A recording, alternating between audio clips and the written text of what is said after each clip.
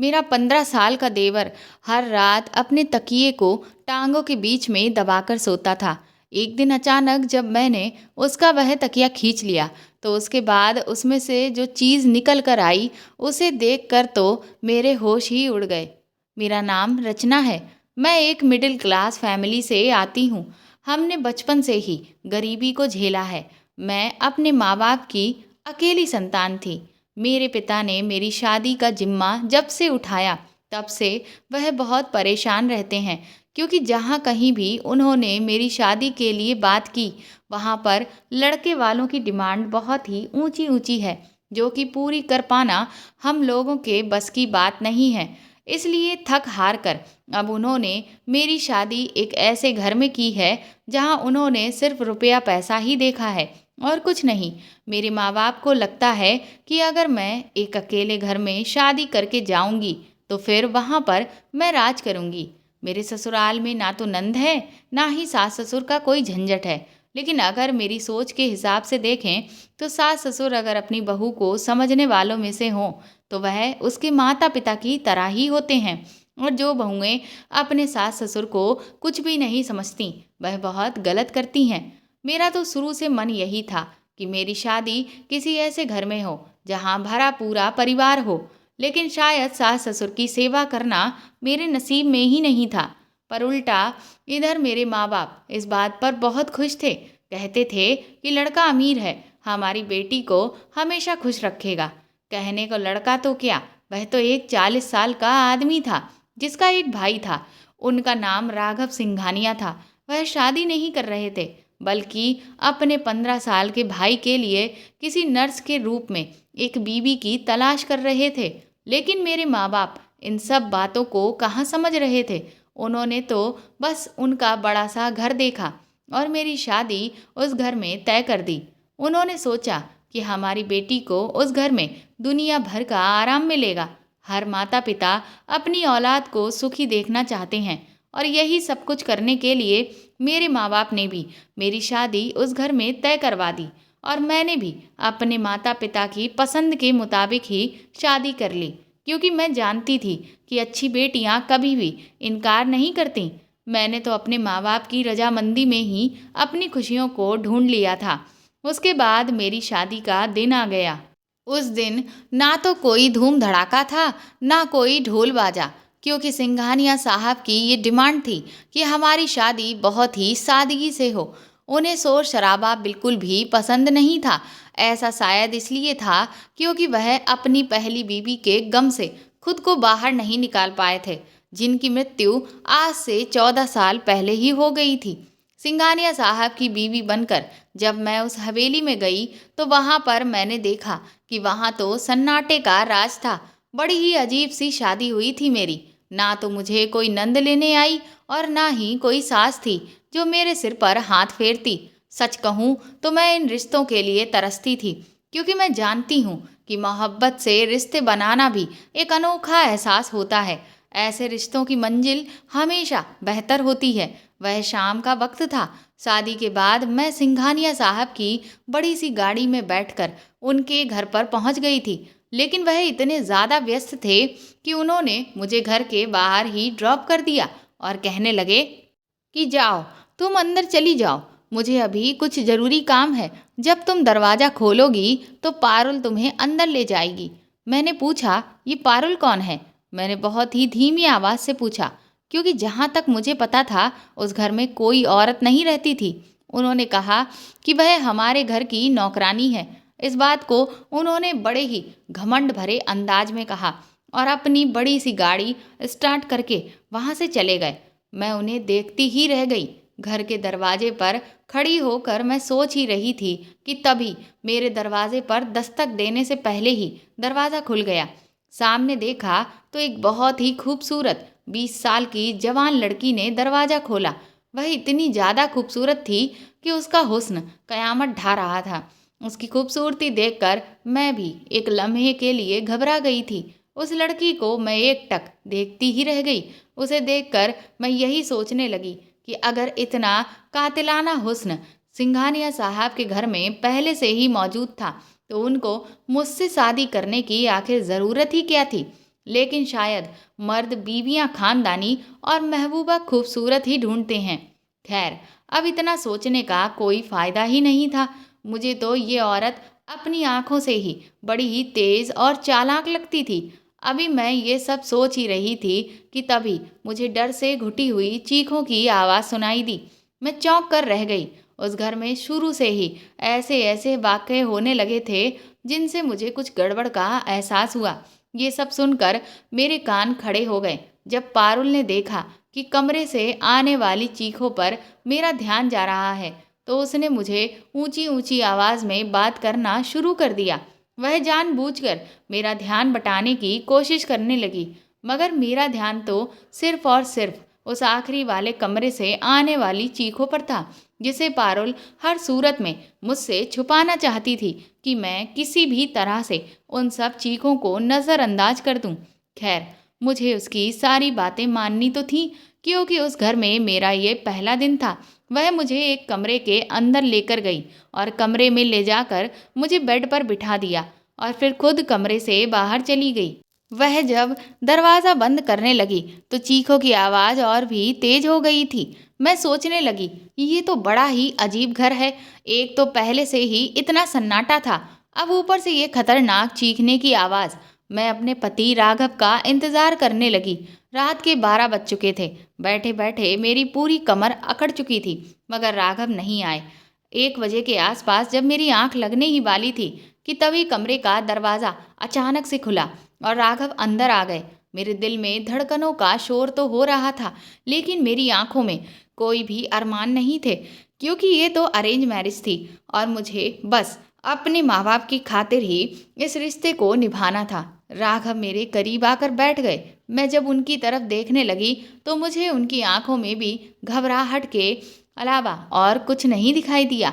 शायद उन्होंने भी इस उम्र में ये शादी अपने जज्बातों को उभारने के लिए नहीं की थी, बल्कि इसके पीछे वजह कुछ और ही होगी।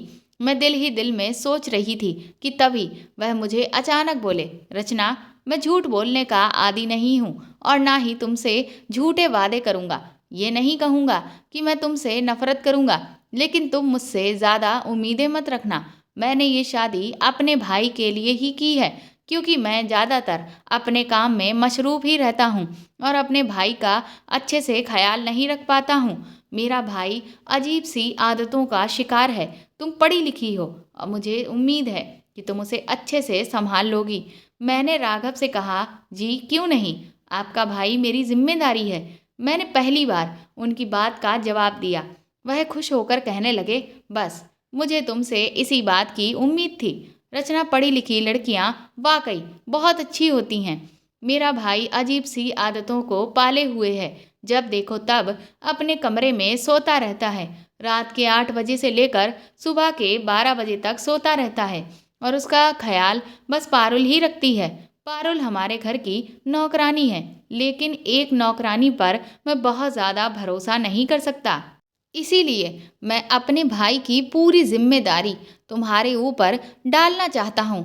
राघव इतनी बात करने के बाद बिल्कुल चुप हो गए। मेरे दिमाग में पारुल का चेहरा घूमने लगा, क्योंकि पारुल इस घर की नौकरानी कहीं से भी नहीं लगती थी। उसके तो तेज तर्रार लहजे से ऐसा लगता था जैसे वह इस घर की मालकिन है। लेकिन मैंने ये बात राघव से नहीं कही, क्योंकि मुझे घर में आते ही वहाँ के मामलात में दखल अंदाजी करना अच्छा नहीं लगा। मैं उस वक्त चुप रही। मैंने सोच लिया कि मैं राघव के भाई का ख्याल ज़रूर रखूंगी। वह उसे बेपनाह प्यार करते थे और उनकी मोहब्बत पाने का शायद मेरे लिए तरीका भी यही था कि मैं उनके भाई का ख्याल रखती। सुबह मेरी आँख खुली तो मेरे पति घर पर नहीं थे। पूरा कमरा खाली था। सुबह के समय भी पूरे घर में अजीब सन्नाटा छाया हुआ था। मुझे अपने घर वालों की बहुत याद आ रही थी। अभी मैं अपने बेड से उठकर ठीक से बैठ भी नहीं पाई कि तभी दरवाजे पर कोई दस्तक हुई, जिसने पूछा कि मैं आ जाऊं। मैंने कहा, आ जाओ। मेरे कहते ही पारुल कमरे के अंदर हाजिर हुई। पारुल के चेहरे पर नागवारी के आसार छाए हुए थे। वह मुझसे कहने लगी, मैडम जी, आप नाश्ता कमरे में करेंगी या फिर मेज़ पर लगा दूं? मैंने कहा, मेज पर लगा दो। मैं उससे राघव के भाई के बारे में पूछा तो उसने कहा, कि वह सो रहे हैं और जब सोकर उठ जाते हैं तो उन्हें मैं खुद ही नाश्ता करवाती हूँ।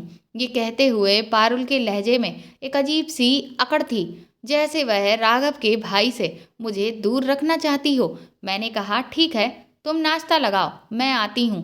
थोड़ी बहुत देर बाद मैं बाथरूम में नहाने के लिए चली गई। जब मैं नहाकर निकली तो मुझे किसी के बहुत ऊंचे लहजे में बात करने की आवाज़ आ रही थी। मैंने जल्दी से अपना दुपट्टा लिया और बाल बांधती हुई बाहर आ गई।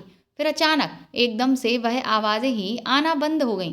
शायद पारुल ही किसी से बातें कर रही थी। किचन से आवाज़ें आ रही थीं तो मैं वहीं पहुंच गई। वहां पर एक लड़का खड़ा था। पारुल उस बच्चे पर हुक्म चला रही थी। मैंने जब उस लड़के की हालत देखी तो मुझे बड़ी ही हैरानी हुई। लड़का बड़ा ही लाचार सा लग रहा था। मैंने पास जाकर उससे कहा, गुड मॉर्निंग बेटा, आपका नाम क्या है? उसने कहा, जी मेरा नाम ऋतिक है। उसने मुझे डरते डरते जवाब दिया, जैसे कि मैं उसे खा जाऊंगी। मैंने कहा, ऋतिक बेटे, आपको मुझसे डरने की कोई ज़रूरत नहीं है। मैं आ गई हूँ ना, अब मैं आपका बहुत ख्याल रखूंगी। मैंने उसकी पीठ थपथपाते हुए कहा। वह अजीब सी नज़रों से मुझे देखने लगा, जैसे मैंने उससे कोई बहुत ही अजीब बात कह दी हो। फिर वह बोला, क्या आप सच में मेरा ख्याल रखेंगी? उसने हैरानी भरी नज़र से मेरी तरफ देखते हुए कहा। मैंने कहा, क्यों नहीं, तुम बहुत प्यारे बच्चे हो, मैं आपकी हर बात मानूंगी। मैं उसे प्यार से देखने लगी। वह सच में बहुत ही मासूम सा बच्चा था। पारुल के ना चाहने के बाद भी हम दोनों ने टेबल पर बैठकर एक साथ नाश्ता किया। जब वह मेरे साथ बातें कर रहा था तो वह काफ़ी हल्का फुल्का नज़र आ रहा था, लेकिन ऋतिक से थोड़ी बहुत बात करके मुझे अंदाज़ा हो गया था कि उसकी इन हरकतों के पीछे कहीं ना कहीं पारुल का हाथ ज़रूर है। लेकिन वह औरत इतनी तेज़ है कि कभी पकड़ी नहीं जाती थी। लेकिन अब मुझे इस बात का राज जानना ही था, इसलिए मैंने धीरे धीरे ऋतिक के कमरे में आना जाना शुरू कर दिया। लेकिन मैंने ये देखा था कि मेरे उसके कमरे में जाते ही वह दौड़कर बेड के पीछे तकिया लेकर छुप जाता था, जैसे बेड के पीछे कोई खजाना छुपा हुआ है। ये बात मैंने एक बार नहीं, ना जाने कितनी बार ही नोटिस की थी। इसीलिए मैं समझ गई थी कि ऋतिक के पास ज़रूर ऐसा कोई राज है जो वह मुझे बताना नहीं चाहता। खैर, अब मैं पारुल और ऋतिक दोनों पर नज़र रखने लगी थी, क्योंकि मैं चाहती थी कि मैं इस मामले की तह तक जाऊं और जो सच है उसे साबित कर सकूं, ताकि मैं राघव सिंघानिया के सामने शर्मिंदा ना हो सकूं। धीरे धीरे मेरे दिन उस घर में जैसे बीत रहे थे, मुझे ये समझ आ गया था कि पारुल का रवैया मेरे साथ सख्त होता जा रहा था। इसलिए मैं कोशिश करती थी कि मैं ऋतिक के ज़्यादातर सामने ही रहूं और वह भी मेरे सामने रहे, क्योंकि उसके स्कूल की सर्दियों की छुट्टियां चल रही थीं और स्कूल आना जाना भी नहीं होता था। मैंने ये भी देखा था कि मेरे आने से ऋतिक अब थोड़ा सा हिला मिला रहता था। वह पहले की तरह थका नहीं लगता था। कुछ ही दिन बाद मैं अपने मायके गई। वहाँ से 2-3 दिन के बाद जब मैं वापस लौट कर आई तो मैंने देखा कि ऋतिक का चेहरा पहले से भी ज़्यादा उतरा हुआ था। वह बहुत परेशान लग रहा था। मैंने उससे कई बार पूछा भी कि क्या बात है, मगर उसने मेरी किसी भी बात का कोई जवाब नहीं दिया। सफ़र की वजह से उस वक्त मैं थकी हुई थी, इसलिए मैं आराम करने के लिए अपने कमरे में जाकर लेट गई। थोड़ी देर बाद जब मैं उठी तो मुझे बाहर किसी भी तरह की कोई हलचल नहीं दिखी। बाहर अजीब सा सन्नाटा पसर रहा था और इसलिए मुझे किसी गड़बड़ी का एहसास होने लगा। मैं फौरन ऋतिक के कमरे की तरफ गई, लेकिन जब मैं वहां पहुंची तो ये देखकर हैरान रह गई और गुस्सा भी आने लगा कि उसके कमरे का दरवाज़ा अंदर से बंद था। एक 15 साल के बच्चे का अंदर से अपना कमरा बंद करने का कोई मतलब नहीं बनता। मैंने सभी तरफ बहुत ध्यान से देखा तो ऋतिक के कमरे की एक खिड़की खुली हुई थी। उस खिड़की से उसके कमरे का मंजर साफ देखा जा सकता था और उस वक्त मेरा शक यकीन में बदल गया जब ऋतिक के सामने पारुल खड़ी होकर उस पर चिल्ला रही थी और ऋतिक डर के मारे तकिए को दबाए पास ही बैठा हुआ था। पारुल की आवाज़ बाहर तक नहीं आ रही थी, लेकिन पारुल के तेवर बता रहे थे कि वह ऋतिक से सख्त गुस्सा है। ऋतिक उसके सामने भीगी बिल्ली बना हुआ था।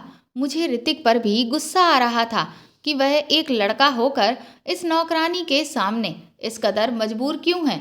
मैंने गुस्से में ही उसके कमरे का दरवाज़ा जोर जोर से बजाना शुरू कर दिया। पारुल ने घबरा कर दरवाज़ा खोल दिया। उसके चेहरे पर हवाइयाँ उड़ी हुई थीं, जबकि ऋतिक उस वक्त बहुत रो रहा था। उसकी हालत काफ़ी परेशानी वाली लग रही थी। उसके हाथ पांव कांप रहे थे। मैंने पारुल को गुस्से की नज़र से देखा और वहाँ से दफ़ा हो जाने का हुक्म दिया। फिर मैं ऋतिक के कमरे के अंदर चली गई। मैंने देखा कि उसकी आंखों में आंसू थे। वह परेशान नज़र आ रहा था। उस वक्त ऋतिक का दूसरा हाथ उस तकिए पर था और वह अपने उस तकिए को मुझसे छुपाने की भरपूर कोशिश कर रहा था। ये देखकर मेरा दिमाग तेजी से दौड़ने लगा और मैंने सोचा कि आखिर इस तकिए में ऐसा क्या है जो ऋतिक उस तकिया के पास किसी को भटकने भी नहीं देता है। मैंने उससे कहा, इधर आओ, मेरे पास आओ। मैंने उसे अपने पास आने का इशारा किया, लेकिन वह तो जैसे तकिया के पास से उठने का नाम ही नहीं ले रहा था। तभी अचानक ही मैंने उसके हाथ से तकिए को खींच लिया। ये देखकर मुझे बहुत हैरानी हुई कि तकिया के नीचे कुछ जेवरात और मेकअप का सामान रखा हुआ था और उसके साथ ही एक दुपट्टा भी था। ऋतिक ये सब देखकर शर्मिंदा हो गया। उसने अपनी नज़रें झुका लीं। मैंने उससे कहा, ये क्या है बेटा, ये तुम्हें किसने दिया? मैंने भी घबराते हुए उससे पूछा। उसने मुझसे कहा, भाभी, ये चीज़ें मुझे पारुल ने लाकर दी हैं। मैंने कहा, क्यों? वह तुम्हें ये चीज़ें लाकर क्यों देती है? मैंने हैरानी से पूछा, लेकिन ऋतिक के पास मेरी इस बात का कोई जवाब नहीं था।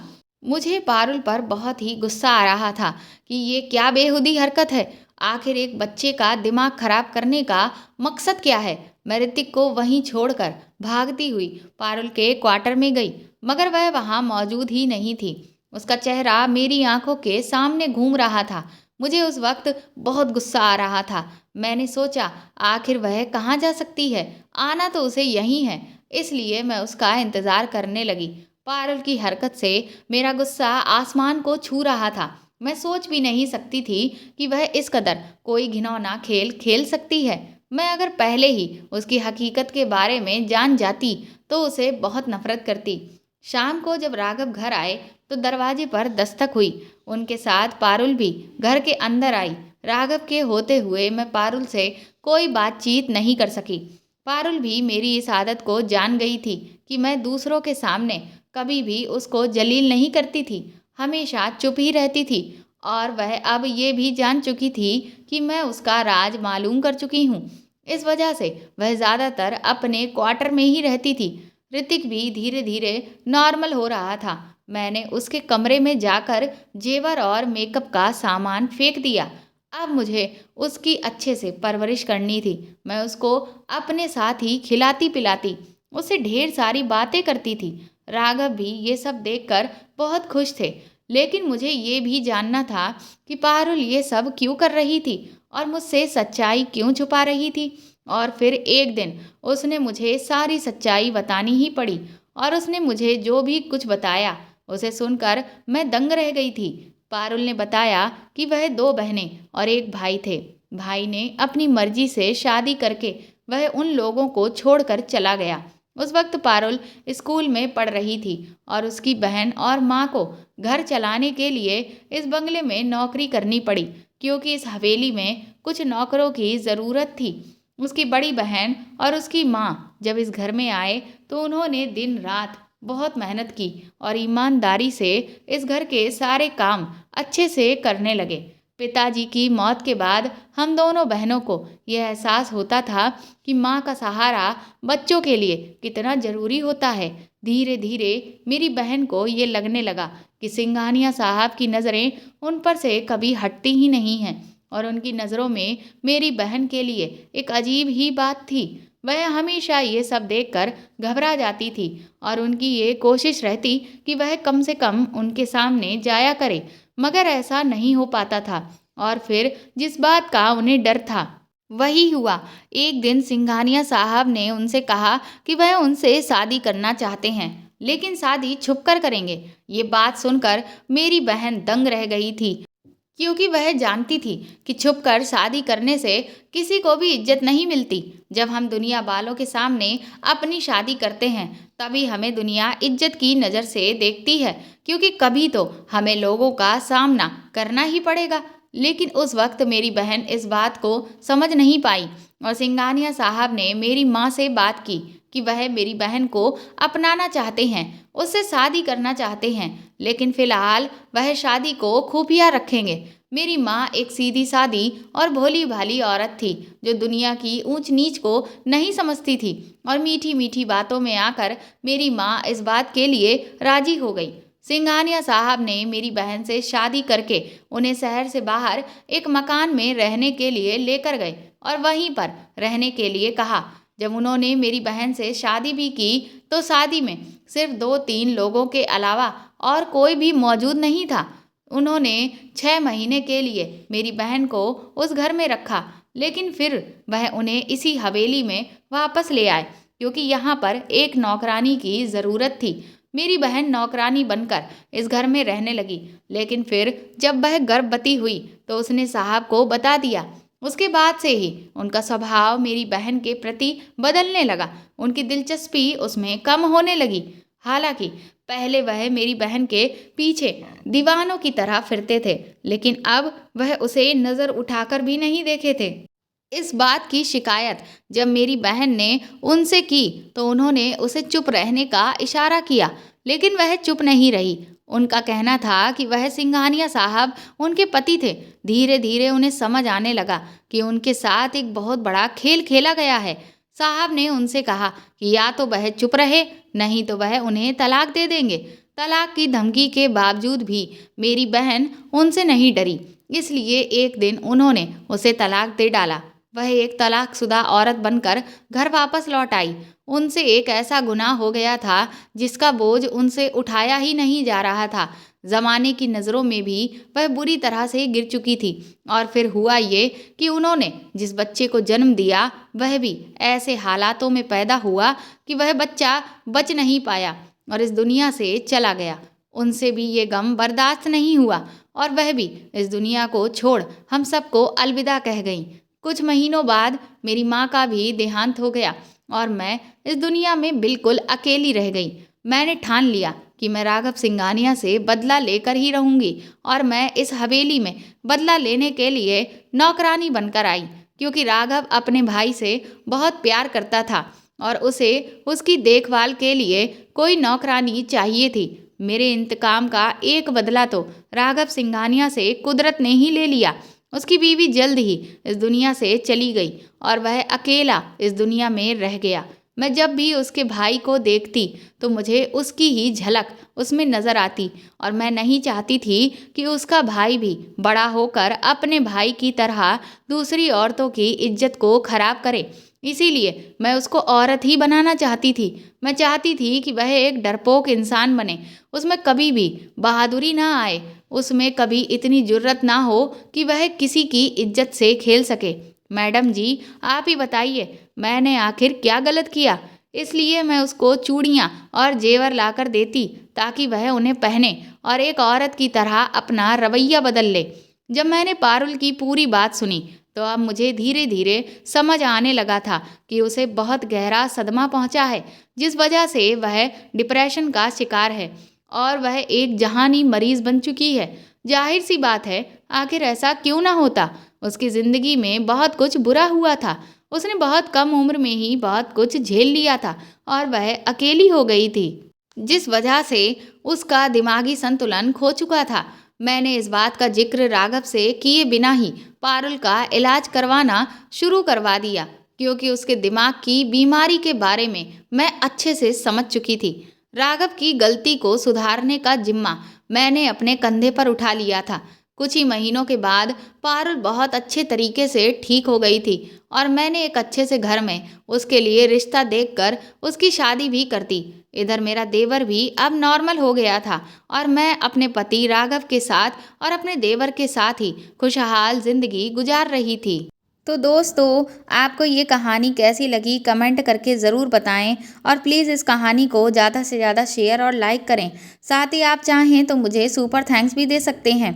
अगर आप इस चैनल पर नए हैं तो सब्सक्राइब करके बेल आइकन ज़रूर दबा दें ताकि आगे भी मैं आपको ऐसी ही अच्छी कहानियाँ सुनाती रहूँ। Thank you.